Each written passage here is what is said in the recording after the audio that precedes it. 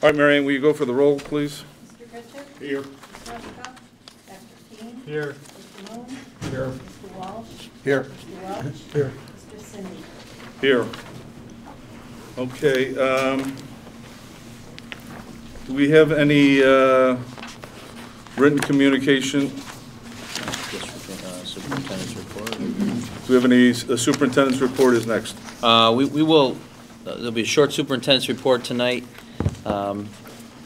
After the board conducted their workshop/retreat this past weekend, I'm going to recommend to the board that the principal, after today, the principal's report, superintendent report, we should keep to the second meeting, the committee of the whole, so that this way we can start conducting discussions related to reporting out on either performance indicators related to board goals and or activities that will provide the board enough time for discussion so that we don't feel rushed. We'll keep the second meeting of the month more to discussion items and reporting items, and try to keep the first meeting of the month strictly to business items. So other than that, that's pretty much it for the superintendent's report. Okay. Pam? It's my pleasure this evening to present to you Ms. Christine Sutton, one of our social workers. She's going to introduce our speaker for this evening, who will be talking about our executive functioning program. And we did do a presentation for the freshman and sophomore parents at Open House last week. So without further ado, Christine Sutton will now present. Sure. Please state your name and department you're with. I'm Christine Sutton. I'm one of the social workers here at Riverside Brookfield, and I'm delighted tonight to introduce to you Dr. Georgia Bozaday. I met Dr. Bozaday at a seminar several years ago, as she described to us in a seminar that described executive functioning program. I was so enthralled with what she had to say, I knew we just had to bring the program to RB. So we're actually in our 5th year of implementation. The first 2 years we did a small pilot study with targeted freshmen, and this year we've rolled this program out to the entire freshman and sophomore class. I will have Georgia obviously describe in more detail what the executive functioning program is all about, but the data that we have collected over the last few years has clearly demonstrated a strong correlation between a student who has mastered or beginning to master some of the executive skills and academic success. So that is the overall goal of the executive functioning program. So Georgia, it's back to you. Before you start, Doctor, I just want to know for the record that Board Member Ruska has attended. Thank you, Doc. Thank you. It's a pleasure to be here this evening. I have a copy of my PowerPoint. Thank you. And I'm not quite sure where to position myself, because I would very much like to be able to address everyone who's here, but that might be tricky to do. So, Jerry and Laura, if you can't see, a lot of times we've sat over in the audience.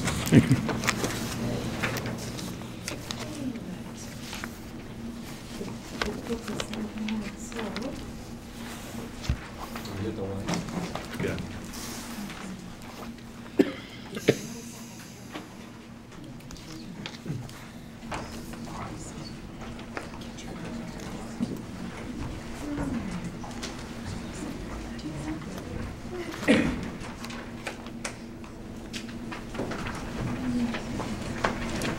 thanks for the lighting assistance. Appreciate that. It's trying to correct the angle of the screen. Whoa. Maybe a little more light. How's that? That's good. Thank you so much. So those of you who walk into rooms where the pictures are askew and you have to walk over to get it corrected, this may be a little hard for you to take, but we may see. I don't know, Christine, maybe you can put something on one side of it. Thank you. So I'm hoping that there were enough PowerPoint copies to go around. If not, please share. If you have a family member here, maybe you can take one for your household. That would be excellent. It's hard, isn't it? Yeah. I know. Having spent many sessions where I'm presenting, trying to get the projector squared away. Thank you. Thank you so much. So I'm delighted to be here and talk about the Executive Functions Program and the way that we're working with it here at RB. Some of you may recognize my name, Bozade. So full disclosure, I want to be sure you know that my son teaches here. Josh Bozade teaches physics and loves it here. So RB is very near and dear to my heart for many reasons. But I wanted to make sure everyone was aware of that before I started. So this is where I am, Rush Neurobehavioral Center. It's an affiliate of Rush University Medical Center. I have been the Director of Educational Services for 5 years. Prior to that, I spent 38 years in public school education, half of that time teaching in various capacities, certified in both elementary and high school, and the other half in administration, Director of Student Services, and then ending my career as Assistant Superintendent. All of it in District 29, Sunset Ridge, which is a new Tour Center school. So I'm familiar with lots of different areas of education, including I am an adjunct professor at Northeastern as well. So that's a little bit about me, and believe me, today we are just going to get our feet wet in executive functions because I have 15 minutes is my understanding, right? Okay. And as you can imagine, time management is very important in executive function skills. So I'm going to, in a minute, ask someone to help me be a timekeeper. But before we get started, I'm wondering if you would just jot down what you think are the 10 top characteristics that employers are looking for in college graduates. Just take a couple minutes. Jot down a few words. Everyone's invited to do this. You'll have to trust me on this. We'll come back to it. And I'll show you the relevancy. Just jot down a few words, whatever comes to mind.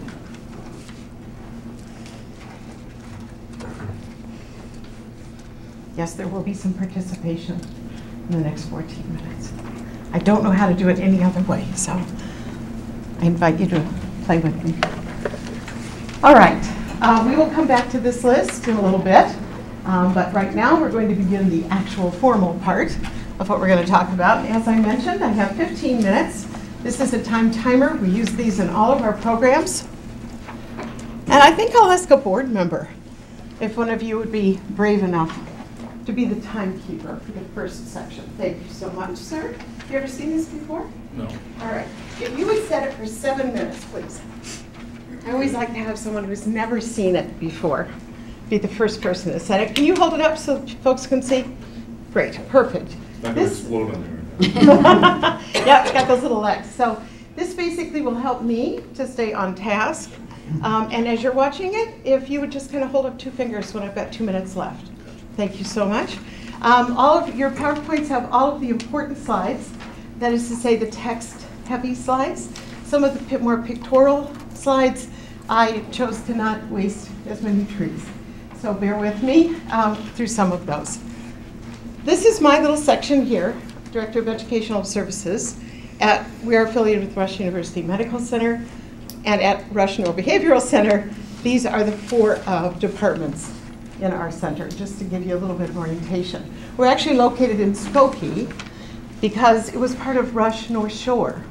And then when the North Shore Health System took that building over, we remained in not that location, but nearby there. So you have an orientation. Most of my time today is spent in schools partnerships, like this one. We currently have 25 school partners this year, and over the last 5 years, we've had 50 school partners.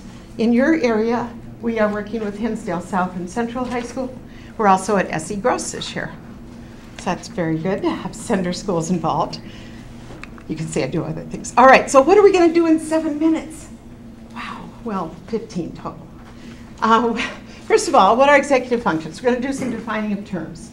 Secondly, why are they important? Little bit of research, not too much. Then, looking at how the executive functions skills curriculum impacts learning, how it supports learning. And finally, what on earth are we doing with it here? All of that in 15 minutes. We'll see if I can do it. All right. So first of all, what are executive function skills? This is a list, and I'm sure we could add some other things. getting a lot of echo when I stand near a microphone. I'm sure we could add other things, but this list is fairly exhaustive of what research usually includes in executive function skills. Now, up until about 5 years ago, goal-directed behaviors would have been the key component of executive function skills. Had you Googled it 5 years ago, you would have gotten something that dealt with how can you set goals, how can you achieve goals, how do you monitor goals.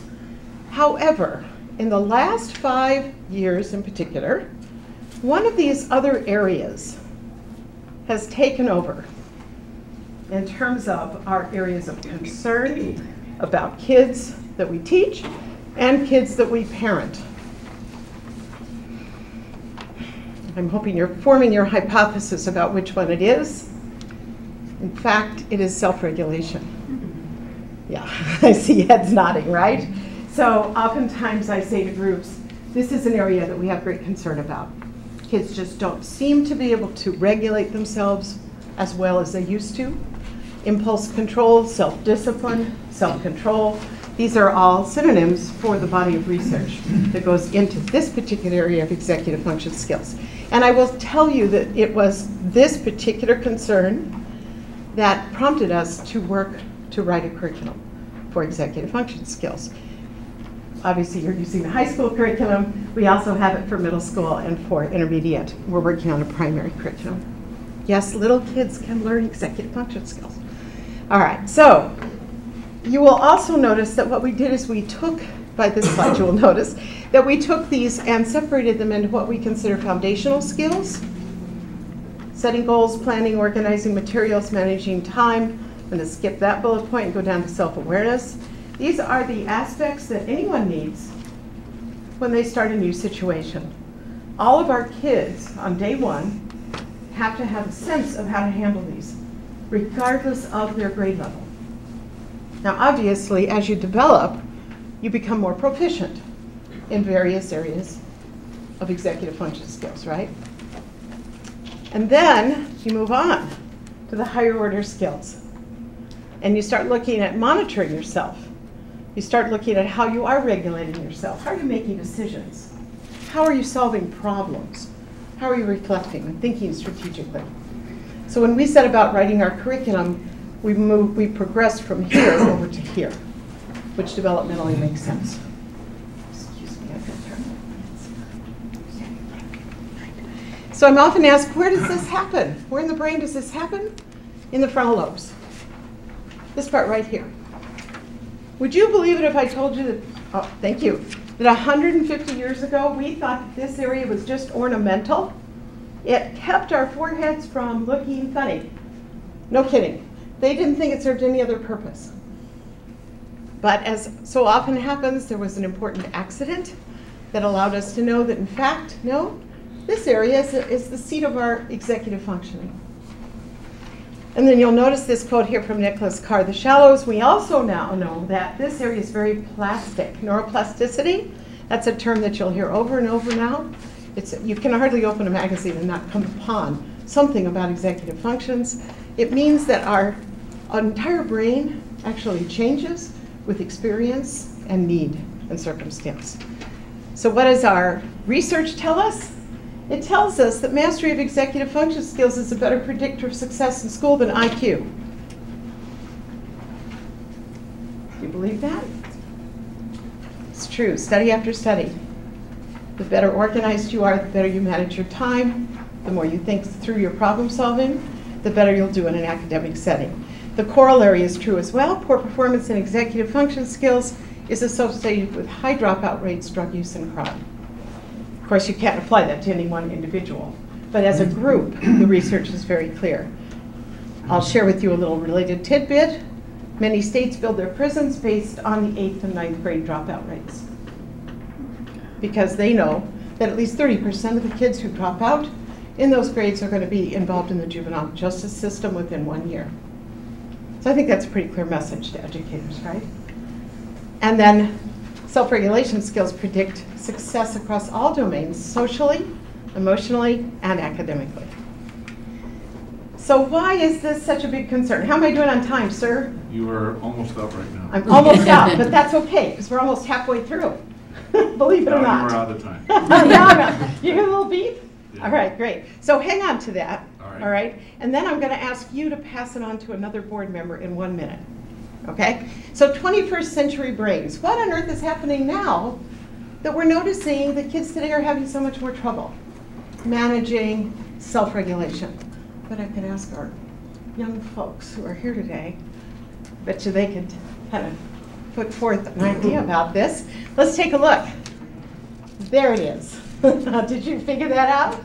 Yeah? So we are a society that is addicted to media multitasking. And our kids even more than we are. But we are too. And that is actually shown through research. By the way, just as an added piece here, look at what's happening to us in terms of our media use. It took 40 years for radio to reach 50 million users. It took 15 years for TV to reach 50 million users. Look at iPod, 4 years, Facebook, 3, YouTube, 1, and this data is 2 years old, but Twitter, 3 months. That's how fast our world is moving and how much information is constantly inundating us. This is a little bit tough to read from the distance you are looking at it, plus it's a little fuzzy. But if you kind of look over in your age group, look at the percentages. Kids, I'm going to ask you to see that. Look at that. Do you think that's correct? 13 to 15-year-olds, 16 to 18-year-olds.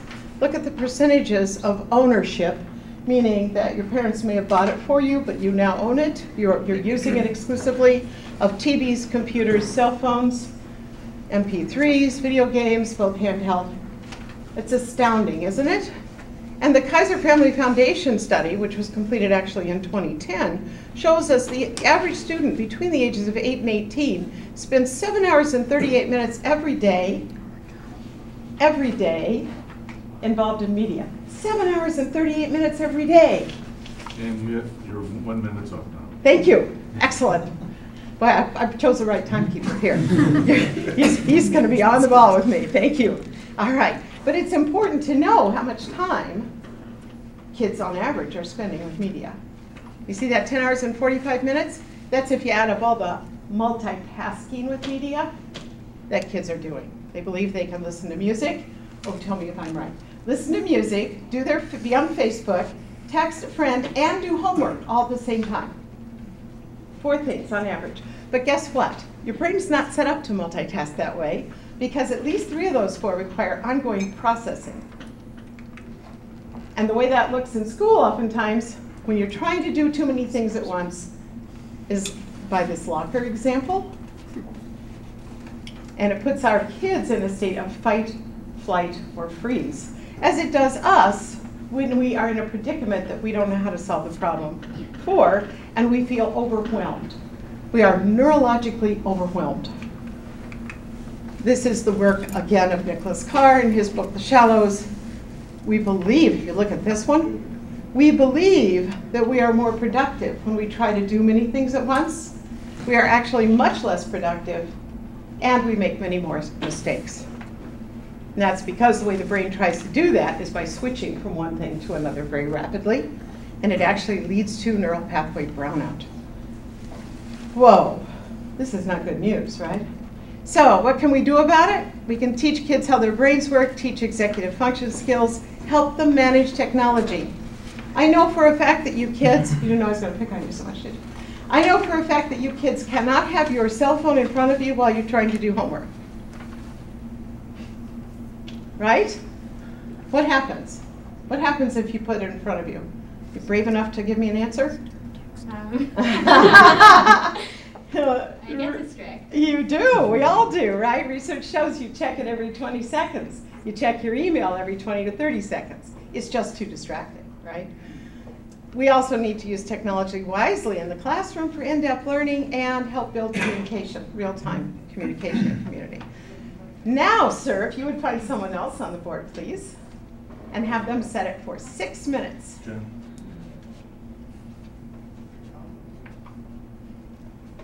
Are we ready to go? Oh, you had a little help setting it there. Okay? I want to be sure my timekeepers are set. I figured somebody on the board will take it apart in a minute. So, all right, so how do executive function skills support learning? Well, at RB, we have really focused on what we call the foundational units: classroom structure, managing materials, and managing time. What does that mean? It means looking at student materials, making sure that the materials are well organized, well labeled. Christine is my Vanna tonight. Thank you, Christine. I brought some examples of what the kinds of folders that may look familiar to some of you. These are plastic two-pocket folders. You'll notice they're color-coded by subject, and they have, thank you, Christine, they have labels. Very simple, really very simple system. Labels say homework to do and homework to turn in on one side, and then everything else you need for that. It's just a simple organizational system for materials. The other thing that's really important with materials is cleaning them out regularly. So again, the teachers help the students to do that. I wanted to talk about time management, obviously. It's very important in executive function skills. By the way, some of you are probably saying, this sounds a lot like project management, right? Well, guess what it is. The adult version of executive function skills, the program we're talking about, is project management. In fact, I teach adult workshops that are called executive functions and project management. So I'm guessing this is sounding pretty familiar to a lot of you. So what does time management in a school setting mean? Using a planner, an assignment notebook, organizing your homework, factoring in your non-school time, prioritizing your assignments, using task analysis. That means breaking down a big project into smaller projects, and managing distractions. There's that piece again, right? So we work with kids to help them learn how to enter homework correctly. I know it sounds like it'd be so simple, right? But there are better systems. Some systems are better than others. Let's put it that way. This is an example of a well-done system, in our opinion. Anything that doesn't have a due date or day of the week listed means it's due the next day, such as this item, but you can see it doesn't say due any other time than the next day. If there is a test, it gets entered both on the day it's assigned and the day that it's happening. Because once the day is gone, we rarely look back over our assignments. So it's important to put it on the day that it's happening. And then we also advocate taking something that's longer term, perhaps this, because it's due Friday, or maybe reading the Odyssey, because it's due Thursday, and breaking it up into small pieces. Right, so this, as you can see, very similar to project management. Then you number what you need to do. Once you get the numbers in there, you have basically a little study guide.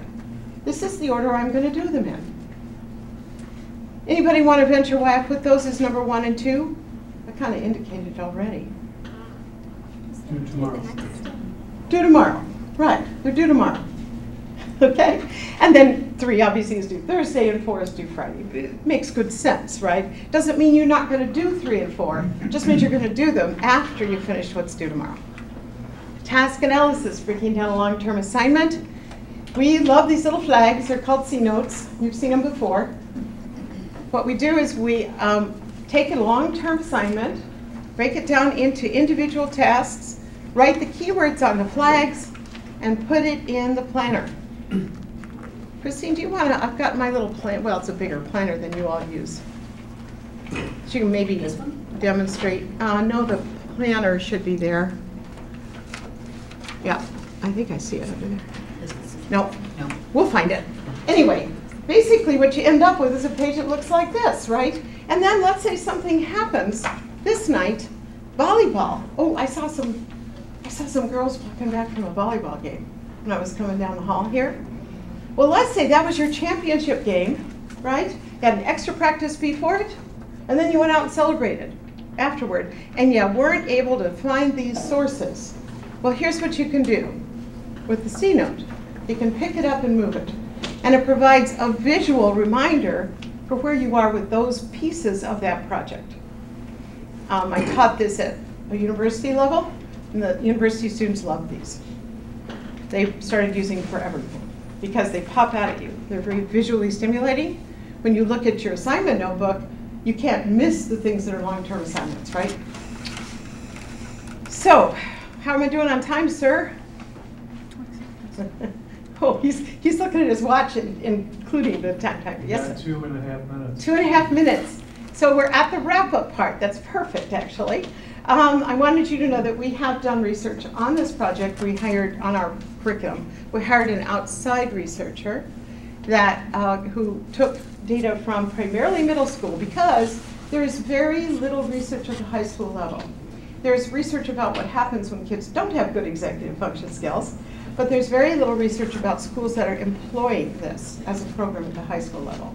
But you can see, based on our 5 years of research, that these were the outcomes. Whoa, you're the little beast. I'm so trained for that.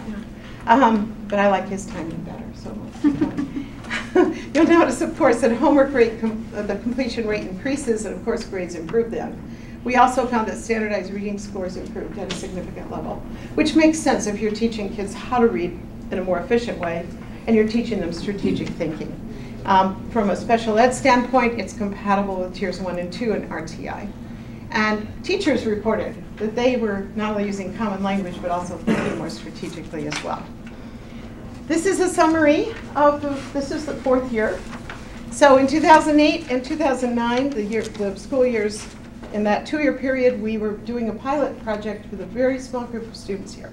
We collected data. I'm going to show you just a couple pieces of that data to see how this was working at Riverside Brookfield High School. The data was, quite frankly, outstanding in terms of adherence to the program, so the decision was made to bring it on to the whole freshman class, and this year for the whole sophomore class. And that's where we are now, and I've had the pleasure of providing an in-service to that group of teachers this year, as well as a parent evening overview. So as promised, a couple of slides. This is the relationship of time management, so how well kids were keeping their assignment notebooks according to the standards that we set, and their grades. This is the kind of line you want to see. Grades go up, right? As kids are more meticulous about keeping their assignment notebooks. That was year 2, and this is last year. Still a nice improvement. Obviously, we're working to see if we can't get that line at a little bit steeper rate, but when you have a larger sample, it's harder to get quite as dramatic results. All right, we did it, right? Yes? Very good. Very good. So you're curious, aren't you, about the top 10 characteristics? Sure. So take a look at this list. This is compiled by in 2007 by the organization that conducts interviews on college campuses. This list is radically, by the way, I've got copies for you, so you don't need to copy them if you want to just start using them. This list is, quite frankly, thank you so much, very different from the way it looked prior to 2007.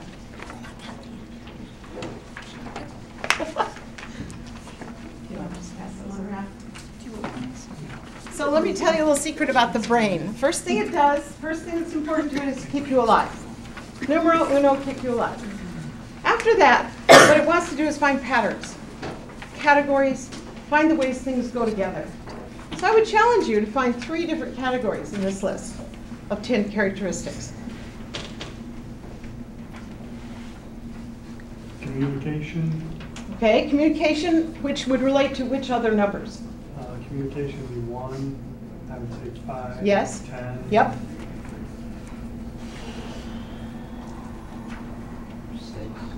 Parts of 6 for sure, and 7. Yep. Typically they call it interpersonal skills, right? Building it along with others. Now you'll notice that 6 and number 1 kind of overlap with some other skills.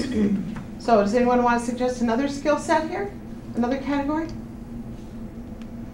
Organization. Yeah. Yes. Organization. And we've got for that one, number 8, planning and organization, number 9, problem solving creativity, number 4, flexibility and adaptability, which by the way is the adult development for executive functions. Learn to be more flexible and adaptable. I like to say life is plan B if you're lucky, right? And those are executive function skills, a big category in their questions. And the last category, I'll just skip to the chase on this one, is competencies. Things like can present well, can analyze research well, has good tech skills, right? Number 3. Here's the way this list changed. In 2007, this list was all competencies. Is able to write well, is able to read analytically. is able to handle research, can write essays well. The entire list was what they call competencies. What they discovered is that people were actually not losing jobs because of competencies. Very interesting discovery. They looked at the research and they said, my goodness, usually we're either interviewing well for competencies or we can train people up. They were losing jobs because they did not have good interpersonal skills, couldn't get along with their colleagues, their supervisors, and poor executive function skills. Did not make it on time to meetings, did not get reports done on time, were not thorough and detail-oriented and analytic. Isn't that interesting? So the college recruiters decided they better revise their list of questions to fit the needs of employment. And I close with this because I think we all want our kids to be ready for the world of work, right? And there's no better way to prepare them than to include executive function skills in the work that we do. So I think I was took a few more minutes after that, but basically that's what we're working on here at Riverside Brookfield, the program. We have lots of classroom practices going on, a calendar that we have an example of if anybody's interested in seeing that every classroom teacher is using in freshman and sophomore years. They're reinforcing the assignments that are given, checking those on a regular basis. Also, some of their classroom things, writing the assignments on the board. Hope you're seeing that. Writing the assignments on the board in the same place every day. Routine is important. Routine is what builds automaticity. And then finally, writing an agenda for the lesson, even if it's a simple one, much like our 4-point agenda that we started with. Any questions? Any questions for Dr.? Yes, sir. Is this costing us anything? Yes, it's been a fairly minimal outlay, around $1,000 or $1,200 a year. We have supplied a lot of materials pro bono because you are cooperating with us on a study. Pretty much all of my consultation has been at virtually no cost to RB. Dan? How many of the participants have been diagnosed with ADD or ADHD, and has there been a discernible benefit or an extraordinary benefit to those who are non-IEP but diagnosed? So we are not separating out by diagnostic category. In fact, all of the data we collect is anonymous. That's a relief, right? No one's name is attached to it. I will tell you it's a very perceptive question in as much as initially the program, their thoughts about the program, even before I came on board, were that it would be an excellent program to address the issues that go along with ADHD, attention deficit hyperactivity disorder. We got started in schools, and lo and behold, the principal started saying, wait a minute here, we want all of our kids to have this. We are finding a higher incidence of difficulty paying attention, focusing, concentrating than ever before. So we want this program for everybody. The answer is I don't know the answers to your questions, but this program certainly is of benefit in that arena as well. Any other questions for Dr. Bozak? I still have questions. Yeah. So, is this thing been planned to be expanded at RB, or are we reviewing it every year? Every year it's reviewed. Well, who's reviewing it? Are we reviewing it as a board? Because I'm a little skeptical of your presentation just on your output graphs. I'm not quite understanding what we're measuring. I'd appreciate it if you would provide us with an abstract of exactly what you're doing here. Sure. Just so we have a better idea of why we're doing this, what we're measuring, if there's any issues of informed consent for the parents, that type of thing. Right, so it's run through the IRB at Rush University Medical Center, which means informed consent is all taken care of through that process. If you know anything about research using human subjects through an institution review board, you know that it's scrupulous and you must absolutely meet high standards, which is why all the data is anonymous that we're collecting. I can certainly provide you with all the paperwork for my IRD. It's about 50, 60 pages. And I'd be happy to get a copy to you about that. The results that we've been reviewing are essentially programmatic. In other words, in my experience as an assistant superintendent, when we brought programs into our district, we were looking at educational benefits for those programs. The data that we're collecting is more of a study nature And hopefully we'll have something worthy of a manuscript, right? Could put or be on the map that way because there's so little in the high school arena. But I'll be happy to provide you with the full IRB on this. Laura? So if we're using IRB, are the parents aware of this, that they have the option to opt out and not have their child be included? Yes, all the data that goes to the information that went home allowed parents to know that. But because the data is collected anonymously, there is no downside to being a member of this study. In other words, we don't know. All of the data is collected with numbers, and we have no idea which students go with which numbers. Any other questions for Dr. Bozade? Thank you very much. Sure, Appreciate it. thank you. Thank you.